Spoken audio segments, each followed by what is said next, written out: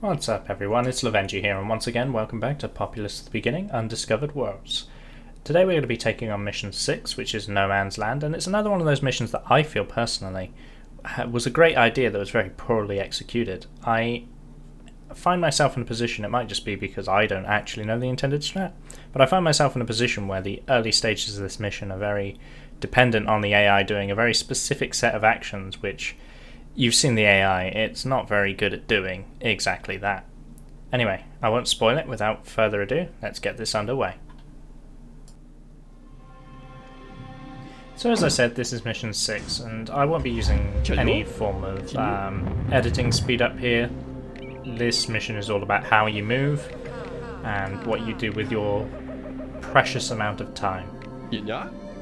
So we start with 6 preachers and a shaman. There's this long, thin piece of land with the Dakini on one side and the Chumara on the other. I don't use editing speed up, but I do use game speed up. Now, the difference between game speed up is that I do have to play at that game speed.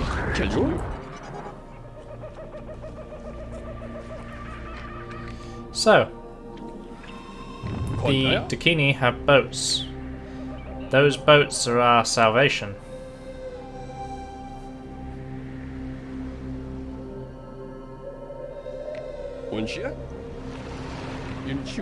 Now, I never really understood what the intended strategy for this is, but this is what I do. And one of the reasons this doesn't always work is because exactly that, you can see the Braves run away almost immediately. And the Brave are the most important part of this strategy. They need to first not be inside the boats, and secondly they need to be around.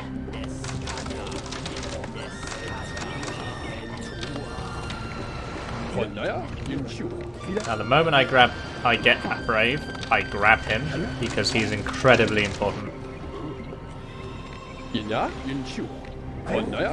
I decide to leave a preacher on the island just because I'm hoping that that damaged building with a preacher will pull Braves over.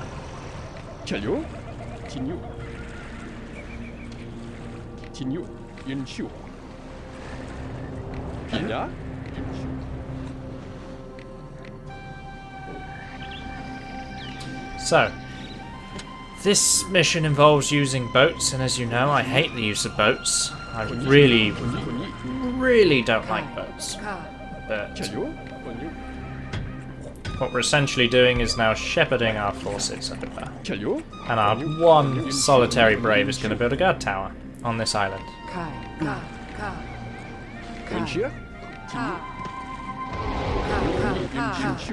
This little island is going to be where we build ourselves up.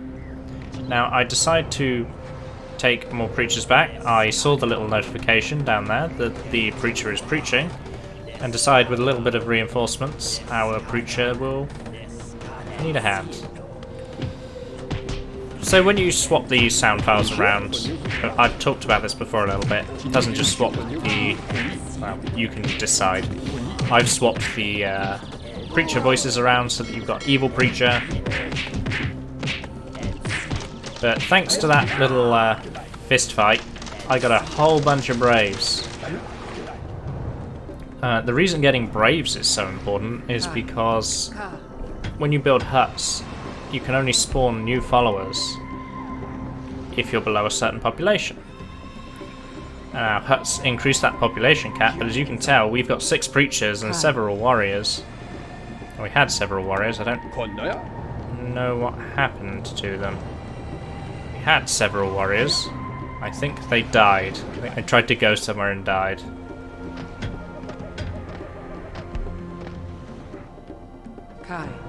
Which is fine, but when your population is high, it just means you won't have the Braves available to quickly expand, whereas the more Braves we have, the more huts we can build, the quicker we can get our population up, the quicker we can grow our population. It's kind of a catch-22 type situation. It bugs me. I am now just noticing in the recording that all those warriors died.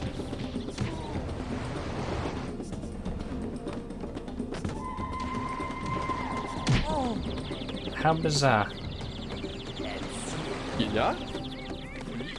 But the boats are the Dakini's only way of attacking us, so now, even though I've got Braves, I see no reason to not get more Braves.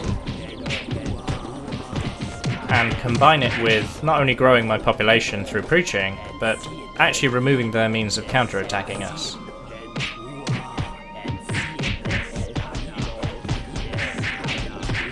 And you can actually see on the minimap that their population is getting quite low. The number of red dots, there aren't actually that many.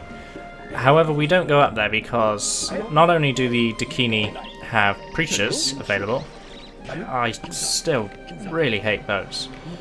Not only do the Dakini have preachers available, but the moment she is aware of your preachers and you go in her range, it's Swarm City and you lose control of the preachers and they will, without a doubt, end up dying here, there and everywhere. So this is the boring segment, the segment that you know all too well. I'm going to be shepherding my followers back to the island, keeping them moving so they don't die, and getting them to continue to build up the tribe. Now the Stonehead there contains a land bridge, and the obelisk in the middle contains the Armageddon spell. And we're actually going to be using the Armageddon spell to win this mission. That is going to be our win condition as we sit isolated on this little piece of land.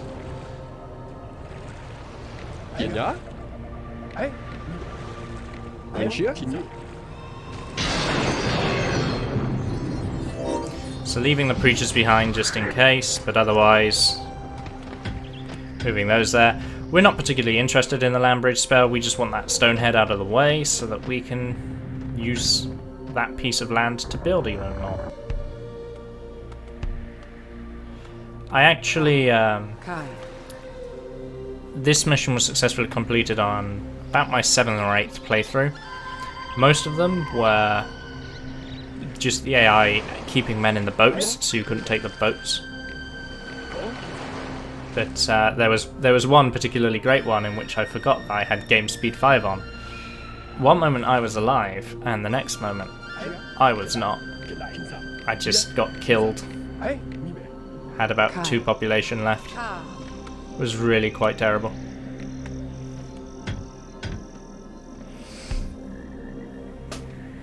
So this is the least exciting part of the mission, but what you'll find is if you completely build up this island with huts and then just turn all those braves into warriors, because the population of the other 2 tribes doesn't expand too much, you can very, very easily just win this mission out through the use of the Armageddon.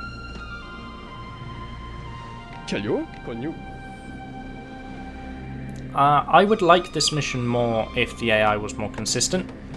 So if its behaviours meant you could plan a little better what you're going to do with your preacher, then I probably wouldn't mind the sneakiness of it all a bit more. I think the sneaking around would be a kind of cool idea. But as it stands, the AI makes its own decision for all of its braves, including the ones that are quote-unquote plot important.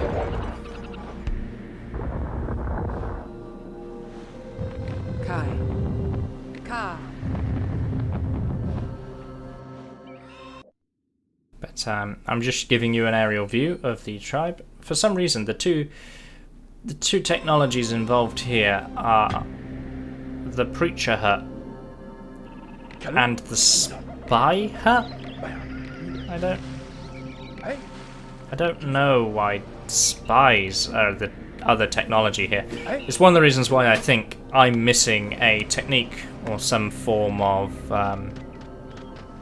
strategy, intended strategy, because I don't see the use for spies in this at all. But it's also no secret that I hate spies. I really don't like spies. I think they're awful.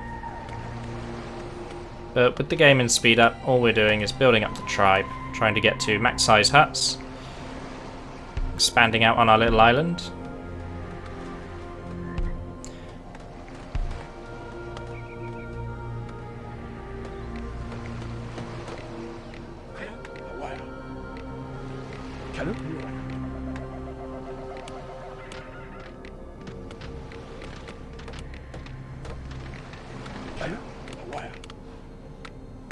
So the huts are expanding up, and I am at this point pretty satisfied with what we're doing.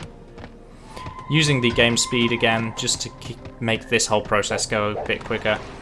The mission is not particularly exciting as it's another one of those turtley up missions. I would instead give us the means, give us only the land bridge, and that forces us to have to connect our little island to the mainland and fight it out that way. And you can do that. There's nothing stopping you as the player doing that, but obviously in the interest of time, this for me was the quickest strategy to victory, and therefore the one that I wanted to use for the purposes of the channel. With our population expanding, just about making sure these huts are well populated. Though I don't know why. I don't know why I bothered. I bother with the population of the huts because in a minute I'm about to tell them all to become warriors.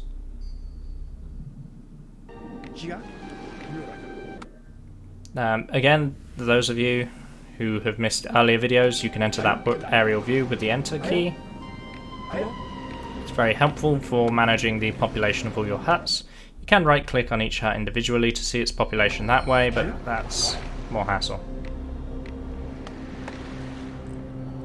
So I'm just waiting for the last two huts to size up, and then we basically have an island that's crammed with huts. So, as you saw from our look at the Dakini tribe, that gives us a really good population count.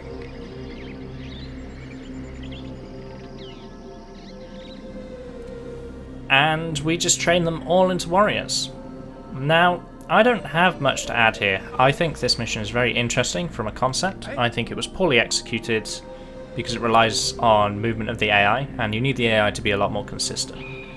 But otherwise, I am going to forget to turn the speed off here, so I'll be quiet and allow the mission to go into its final segments, which will be a sped up Armageddon and our inevitable victory. Armageddon looks super weird when it's fast, by the way, and a whole lot less dramatic.